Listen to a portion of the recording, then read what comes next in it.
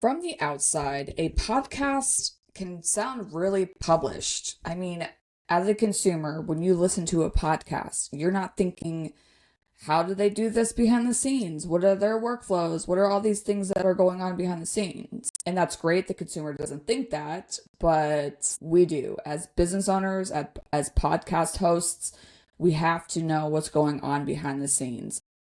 Yes, things can feel chaotic at times, but you have to figure out a way to make sure that there's no last minute scrambling before publishing.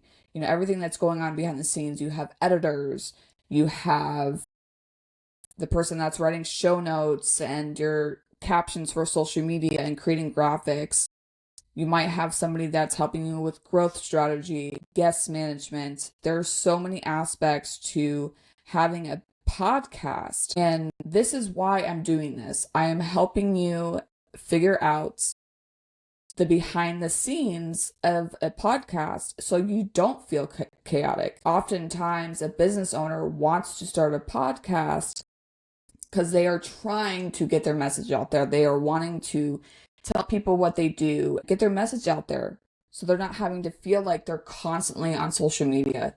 And I definitely get that. And when deadlines start to creep up and suddenly you're wondering how everything actually gets done each week, stay tuned so you can better understand what operations are behind a podcast.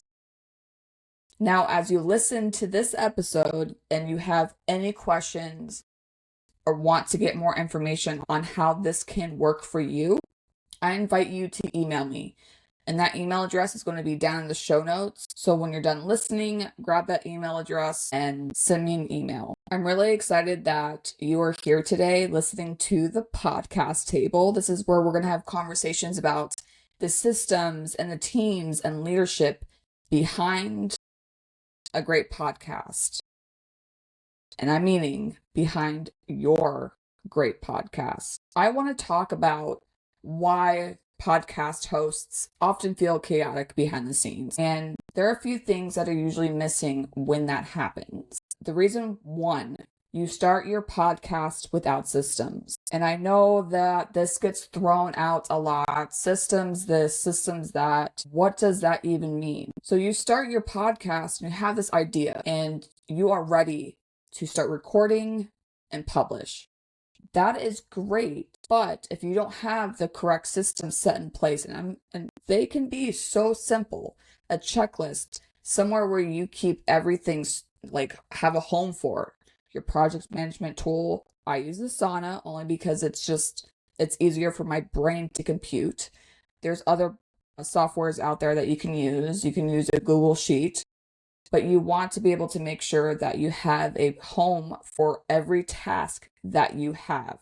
You want to document the workflow. You want to document every step, creating standard operating procedures. So when that you are ready to hire somebody, they have an understanding of how it works in your podcast, in your business, so that you have all those clear expectations written out from the start. There's another thing that happens, and that's when there's no clear production timeline. You have an episode that needs to go live tomorrow. That's your live date. And you're doing everything today. You are recording and writing and all of these things. And then you feel burnt out. You feel like, I don't want to do this anymore. Yes, there's a lot of work that goes into a podcast. But if you don't have a system, and you feel all over the place, this is when you start to feel overwhelmed. As time goes on, you may see that your show is starting to grow, but if there's no structure, it's going to be tough for you to hire somebody. It's going to be tough for you to hold on to those people that you hired because everything is all over the place. And that is another reason why I'm here having these conversations with you so that you have a better understanding of how this works. Again, if you have questions, I'm here. Let's have that conversation. Reason 2, there are too many parts. There are too many moving parts without coordination. A podcast can involve, of course, the host and or a co-host. You have the editor, writer, social media manager, guest managements, all those roles that are in there. But without coordination, people don't know where files go. So when you have a file come in, if you record a file, if you have a client that records a file, where is this going? Is it going into Google Drive? Is it going into Dropbox? How are people accessing this file to be able to create the show that needs to go live next week? Without coordination, communication gets scattered.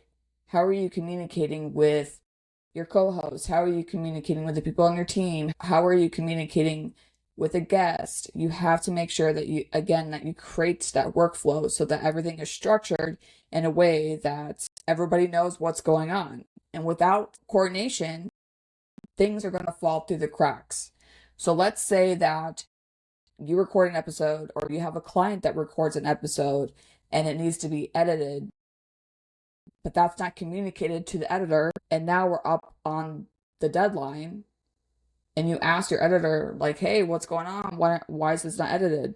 That falls back on you, not them, because you did not provide that. So you need to figure out, how are you going to delegate that information to them? And this is where operations matter. It's how you are moving pieces behind the scenes. How are you delegating to your team? How are you communicating? All of those things. Reason number 3, the host is carrying many hosts are recording, scheduling, managing the communication, handling deadlines, reviewing edits. But if one person is doing that, if you are the host and you're doing everything, stress is going to increase. You're going to be that person that's going to hinder everything. You started your show because you wanted to get your message out there.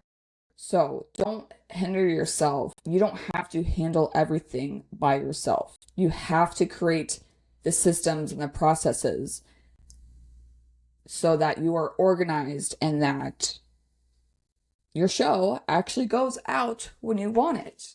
I know a lot of the times people say that it gets, they talk about content creation. They talk about those systems. They talk about producing and content and social media.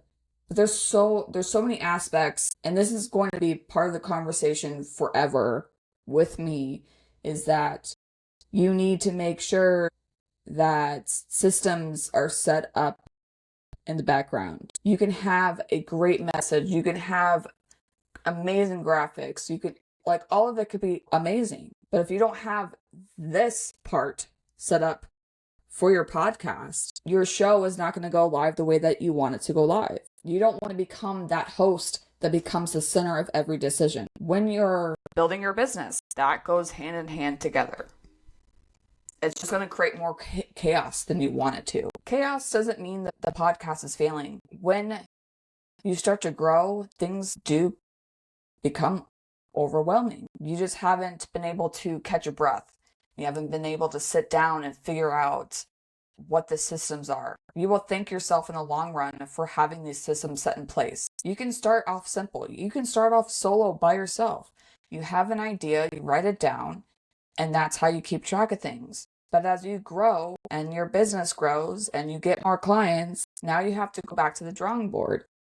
I don't want this to sound overwhelming for you, but I want you to be able to get your message out there. And I know you're thinking, I have a great show.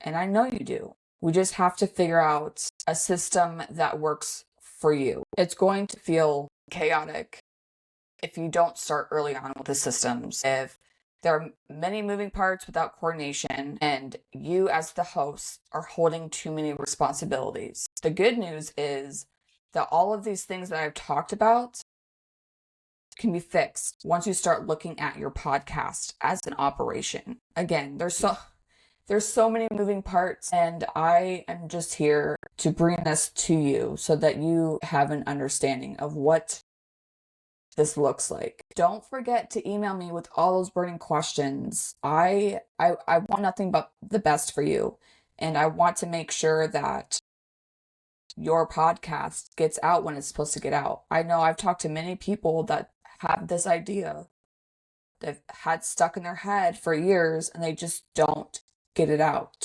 And this is part of the reason. Thank you all for joining me today. I'll see you next time at the podcast table.